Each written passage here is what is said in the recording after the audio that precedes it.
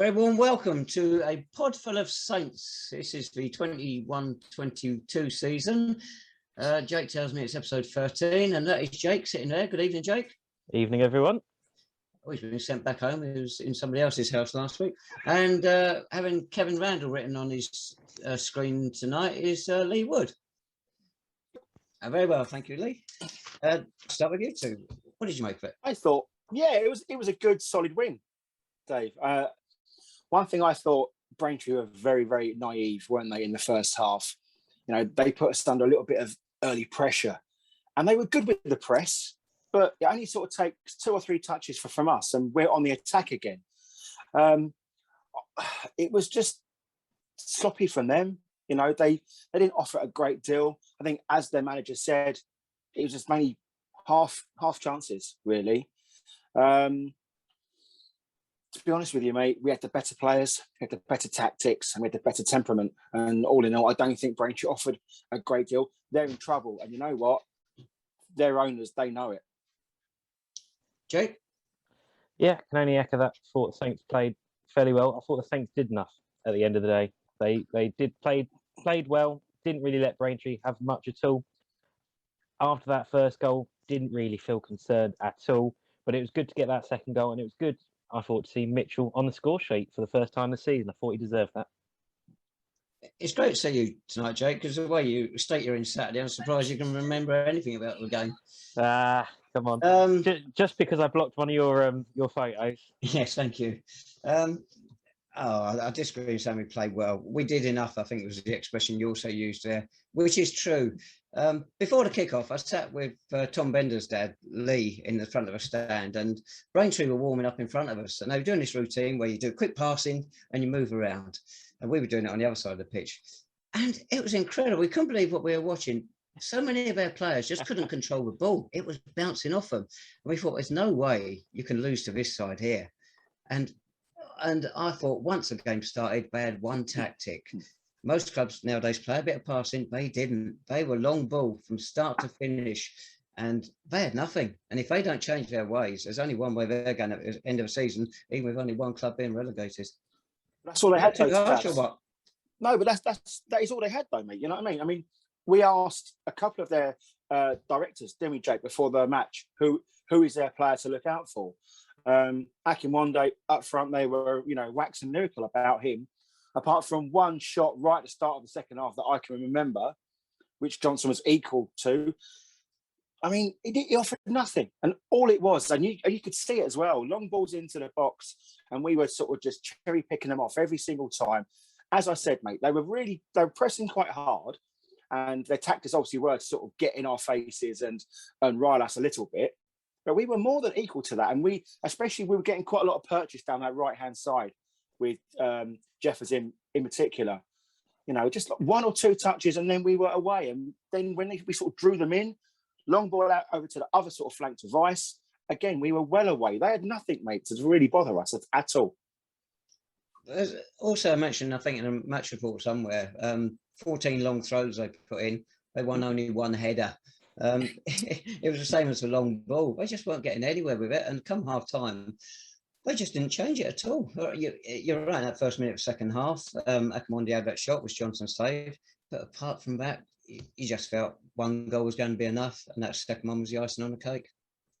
Yeah, absolutely. They have always... Sorry, Jake, comment. I was just saying, it just felt like a club that just seemed to be resigned, didn't it, really, to what's going on at the minute as a whole, the footballing-wise. It's just nothing there at all. Reading all the match reports afterwards as well from Braintree side, there didn't seem to be any surprise at the result or the performance. And it was just so, I don't know, it's hard to describe just what it was like being there on the day. It was just, Braintree just seemed to roll over in the end. You could see, like, the more and more frustrated they were getting. We towards their latter end of the second half, we were just outplaying them, and all they had was foul language and a few late tackles, really. I think they've religiously relied upon loan signings from places like Colchester and Norwich and Southend. But what they've got now, fellas, is an inexperienced coach who may sort of fail to lure those sort of quality players in. But they're an out-of-sorts team, and I think they were there for the picking, and Saints did a professional, solid enough job. Yeah, inexperienced manager, Ryan Maxwell, a couple of games for us, over 10 years ago now. It's going to be difficult to see him surviving. You don't want to write a manager off, but he's got his work cut out at Cressing Road, hasn't he? Absolutely. And who, if they get rid of him, who do they bring in next that could do a better job with that squad? Or, and then they've got to invest to bring in new players. It's going to be very difficult. One mention to Billy Johnson, the goalkeeper, the Braintree goalkeeper. He took it well. He took the stick pretty well. All very friendly, not like the other week at Clarence Park. But he actually played very well, I thought, and actually made a really good save in the second half. And was it Zane Banton who had a bit of a shot that he tipped over the bar? So fair play to him. And he took it well afterwards in the bar as well. Of course, he came in late, didn't he? Because Preston Edwards was on the original team shoot. Yeah. Presumably he failed a pre-match warm-up or test or whatever. Apparently so. We were just told he got injured and then, all changed. We just knew what was coming. Very good. It was a good day though, Taz. Wasn't it, Jake? It was a good day. There was a few of us in the boardroom, and ex-City chairman, Mr. Harding, he sort of graced us with his presence. Lee Page also made an impromptu in and out, didn't he? Appearance. He did. He didn't stay too long, did he? It was good to see Malcolm there, wasn't it? He really enjoyed the day. Absolutely. It was really good to see him there, and yeah, it was a good day out. Did you enjoy the pasta? I think I'm still eating it now, to be honest with you. Al dente, mate, is the word. What about the City side, though? Nobby went out, and Romeo Akinola was also on the bench. In came Liam Soul and Hugh Dawson. I thought, once again, Hugh Dawson did nothing really wrong at all. Unspectacular, but that's his role, really, in central midfield when he comes in for David Noble. He lets others around him do a lot of the legwork, like Kyle Wiltshire. And I thought Hugh played well. Liam Soul, bit more anonymous, really. He didn't particularly do much at all, did he? That's generous, Jake. I know, and it's a shame because I really like Liam. I think he's a good signing, but he's not had. He did well for us on loan. He scored that good goal down at Slough, but he's not really kicked on so far. But he's not really had the chances to either. So you can't just drop him into a game having not played for a little while and expect him to work wonders. But yeah, I thought Hugh really good. Liam just a bit anonymous. What have we done at the back now? Is it 5 clean sheets in 6? Something ridiculous, isn't it? It's not like who was attacking the defence for being rubbish. Nobody round here, was it? Nah, not at all. Not at all. Good look. What about us, then? We're in the top 6 now. It's early days still. Can you see us staying up there at the moment? Yes. We've seen some sides at the top and bottom, so we've got a rough idea what the league looks like now. Yeah, I think outside that real top 3 you've got at the minute, or even top 2 really now, which is Maidstone and Dartford, I think we're showing now that we can compete with anyone and beat anyone. It might not be spectacular football all the time, but we now look dogged, and I think we're putting in really mature performances that maybe we didn't in our first 2 games of the season. But yeah, we haven't lost since mid-August now, have we? So you can't complain at all about that. And with the cup run as well, it's all very good. But also, though, fellas, it's a fact of that winning breeds confidence, and you can see now the players, they've got their heads up, they've got their chests out as well, and we're stopping the silly goals, we're stopping the silly mistakes, and we are keeping teams at bay, and we're dominating games, which is key as well. It's all us. It's all very well us scoring goals, but we're not dominating games in August, and now we're doing that now, and I think that will really set us up well going into the autumn. Of course, another penalty for Sean. That's 8 out of 8. He's going to be setting some records if he carries on this season like that. But it's good to see Mitchell Rice get on the score sheet. We've had to wait a long time for that. And we need some players chipping in just to take a bit of pressure off Sean. And the opposition all know this, of course. Yeah, absolutely. Mitch impressed me when he came on. I think he's been a bit unlucky this season, not really getting as many chances as I would like. I think he's played pretty well as he has played for us so far this season. And yeah, took the finish well on Saturday. And as Davey said, we can't just rely on Sean for goals, because his goals will probably dry up at some point, or he might have a couple of games where he's bit off.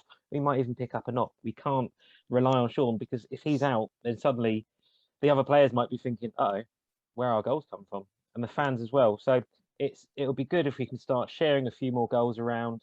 But yeah, Mitch, I think the fans are a big, really like him. And I think it was really good to see him score.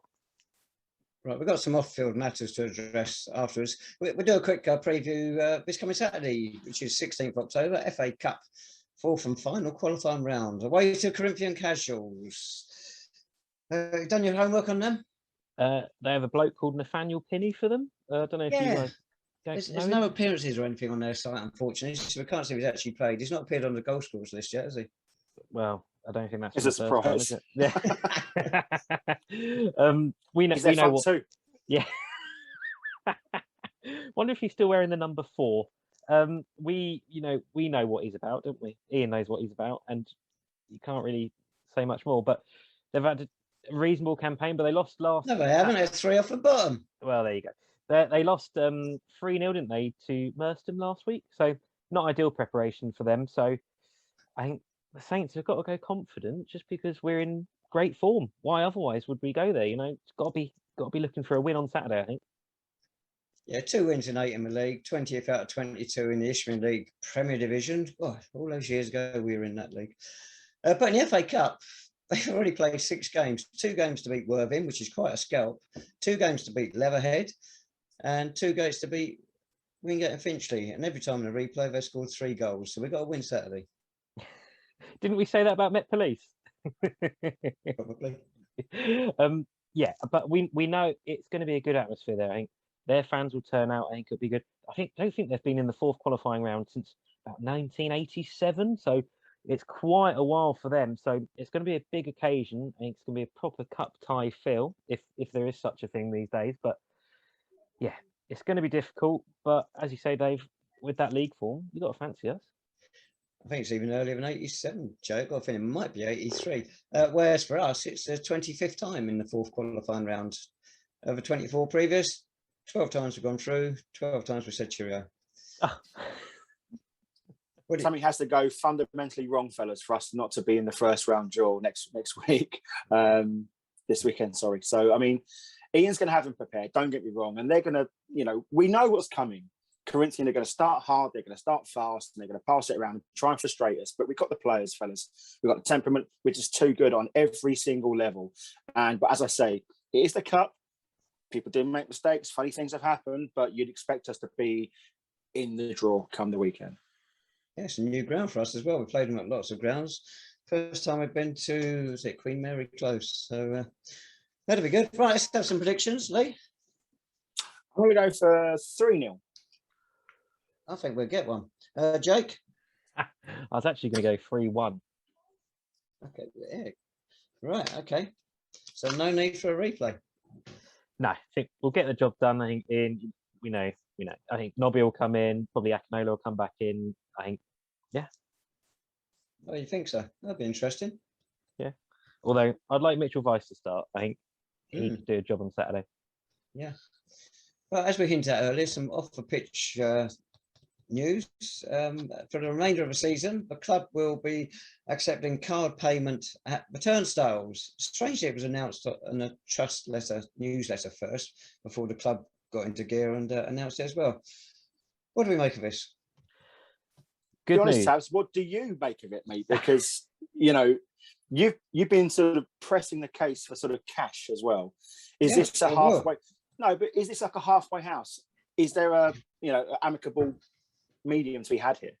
It's an unnecessary halfway house. They should go all the way. Just embrace everybody who wants to go to Clarence Park. Why they still want to block some who want to just pay by cash? It makes no sense whatsoever. It is good that they've done a U-turn, but as somebody said, why has it taken them so long when they've had so much criticism since the summer? What have they been thinking of? Yeah, I do get that. I think the trust newsletter, mentioned that they'd been analysing the data and been waiting on feedback from fans and trust members. So I'm sure they'll say that analysing data takes time. But as you say, probably should have made this decision sooner. It is good they've made it, and it's good that they've actually publicly announced it. I was concerned they would probably, as they did from the start of the season, they sort of said, "Oh, you can still conveniently pay on this one gate, but we won't really big it up, or maybe on social media a little bit, but nowhere else."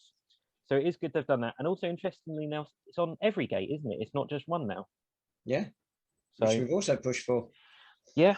So it's good to see them make a U-turn. I'm sure they don't like that phrase at all, but it's good to make them and also acknowledge it. So hats off to them there, and hats off to the trust as well for mentioning it and putting a little bit of pressure on. But yeah, I don't know what you think, Lee, of course. How many times, Jake, have we said that when the club have done something wrong, they've almost sort of see it as like a backward step to sort of admit that they're wrong. Whereas we've both said to them, if you turn around and listen to the supporters, it actually shows strength. But, you know, I don't know whether it's the fact that they are afraid of losing face or the fact that they think they've done something wrong in the first place, but just listen to the fans. I don't know whether I know this isn't the beacon of light that we're sort of aspiring to, but we did speak to the Braintree officials, quite a few of them, before the game on Saturday, and we mentioned this. And it was a thing of, well, you've got people at the club who know this much, but are affecting this much, you know. But ultimately, as long as we get the right result at the end of it, Tavs, I think it can only be beneficial for fans and club. It's been beneficial to pay by cash for 100 and God knows how many years. Perhaps they'd do a U-turn and start using the fixture boards in Hatfield Road as well now. They're still empty today. One step at a time, David. On that point, because it's PR and press is to do partly with this change of attitude, welcome change of attitude. But Andrew Hippersley's come in, head of media, and I think he's got a clean slate because the club's made such a mess of its PR and press over the last 18 months. He's got to look at the highlights the club put out, get rid of the nonsense that leads to nothing, do highlights. There was a handball, which Ryan Maxwell was moaning about for Braintree Saturday. That apparently is not on the highlights. Put it on there so we can all make a judgment. And any contentious bookings, put them all on there. That's what will make people watch it, not just for bland nonsense. But then you can go on as well, but match day Twitter. It's Twitter during the week, you tell me, Jake's not great either. But match previews, which I think clubs needn't do anyway, and as soon as we make a bad job of it, why not just drop them? It's not a bad thing. Do decent post-match reports. There's a lot there for Andrew to build up, but as I say, he's starting from a very low point, so he can get stuck into it and he can boost the PR of the club. Absolutely right. I mean, it's the clubs I deal with in League One, League Two, conference, international games. You know, they've got a whole media team, and you've got 2 or 3 fellas sometimes allocated just to one platform. You know, this poor sod's got to do the whole lot, and I think he may be spreading himself thin a little bit. I would like to see a bit more match day analysis, a bit more match day input. You don't need the tweets builder, you know, you don't need the filler. I appreciate what you're sort of trying to sort of do, and a lot of my clubs do similar things, but you know, he can't do it all by himself. Don't forget, Tabs, 2-3 years ago, but you were doing the videos. Jake and I were doing the social media. Jake did the match day. I did the program and the press releases and all of that sort of stuff, mate. He needs a team. He can't do it all by himself, whether it's full-time or not. He's not doing it by himself. He's got a team under it. He's got the biggest press media team this club's ever had, and it's not functioning because this is not criticising those doing it, although in a way I suppose it is, but they don't know the club. They've been brought out. They're not St Albans people, if you like, or St Albans City supporters. So you've got nobody who knows the club, knows non-league football, or knows National League South. So they can't get it right, and it reflects badly on the club. I don't think it's a testament about whether you're St Albans people. I think it's a testament about whether you know what you're doing in terms of running a football club's social media and the media outlets is like nothing else in the business world.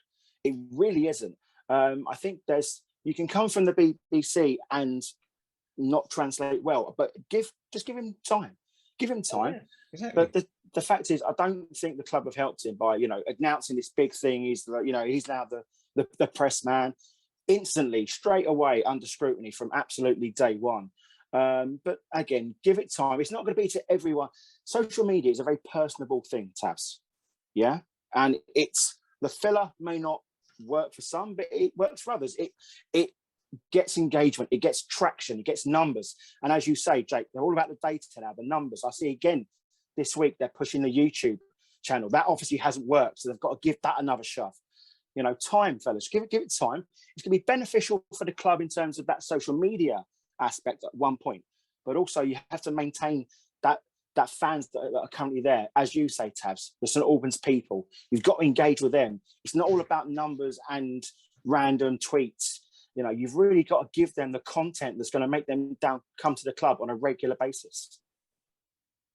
Yeah, YouTube will help by taking interesting points from the games, not just the goals and other fiddly bits that mean nothing. On the highlights, Dave, you're definitely not alone. I've seen actually a few comments on the forum this week repeating that. So I think quite a few agree with that. So I think that's fair enough. As you guys say, I think he needs time.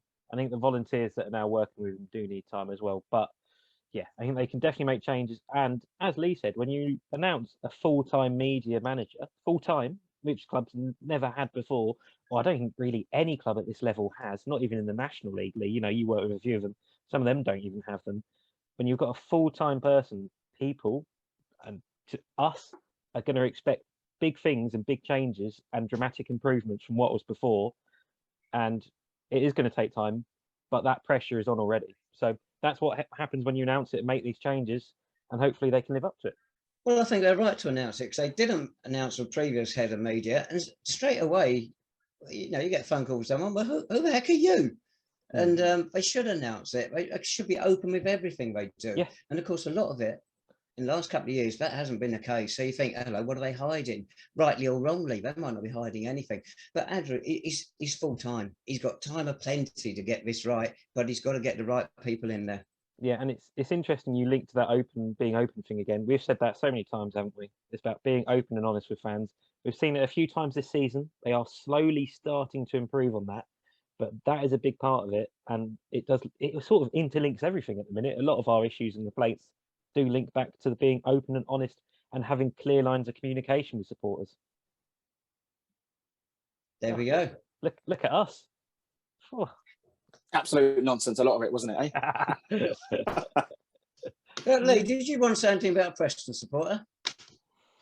Good You Lord. want to sweep under the carpet? So last week, obviously, I mentioned that I was a steward for the Enfield Enfield Preston game back in, Dave, 99. Yeah. Was a twinkle. We got an email literally about an hour afterwards. Dear Podful of Saints, Clean it up. I was rather embarrassed when Lee Wood identified himself as the steward at the tree end for the Enfield v Preston Cup tie in 1999. As a Preston North End fan at that match, I can sincerely apologise for calling him a Cockney. I was much younger then, of course, 49 in fact. And I believe he's a friend of yours, David. Well, he's an associate. You know, you don't want to mix with these sort of people, do you? To be honest with you, I got more upset that was called Cockney rather than the other expletive. And to be honest with you, that wasn't the worst thing I was called that night, or indeed since, on the famed terraces of Clarence Park. But thank you for the email, and I'm so glad that I was the focus of your frustrations that night. Well, you made an impression, Lee. There's a joke there coming. There's a joke coming. Yeah. Right. We've got to cut this one short because we're doing two podcasts today. In a moment, we are interviewing City legend Simon Martin.